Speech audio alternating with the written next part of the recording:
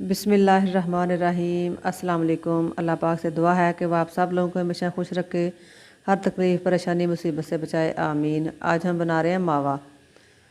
मावे को हम खोया भी बोलते हैं, ठीक है। तो हम मावा बना रहे हैं, जिसके लिए देखें मैंने कढ़ाई में दूध डाल दिया है। मेरे पास 1 लीटर दूध था और उसको मैंने कढ़ाई में डाल दिया है। अब हम इसको छोड़ देते हैं बॉयल आने के लिए और साथ साथ हम साइडों पे इस तरह से इसको करते जाएंगे। तो इसको हम बॉयल आने का इंतज़ार करते हैं। तो माशाल्लाह से दूध देखें उबलने लग गया, ठीक है। आंच मैंने जो है वो दरमियानी कर ली है, बहुत ज़्यादा तेज़ आंच पे मैंने नहीं इसको रखना, ठीक है। तो साथ साथ हमने इस तरह से चम्मच चलाते जाना है इसमें, ताकि ये नीचे ना लगे, जले ना।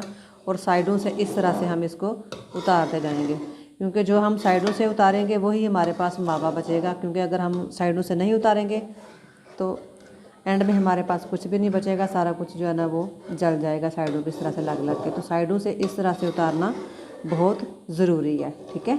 अगर आप इसमें इलायची डालना चाहते हैं तो आप 2 से 3 इसमें इलायचियाँ भी डाल लें। तो उसको हम मज़ीद पकाते हैं।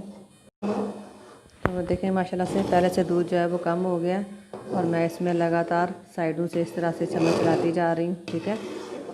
और सेंटर में भी बार बार चला रही हूँ ताकि ये नीचे ना लगे।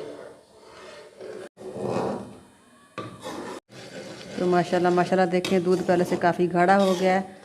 आप साथ साथ वीडियो को लाइक और चैनल को सब्सक्राइब कर दें please. I need your support please.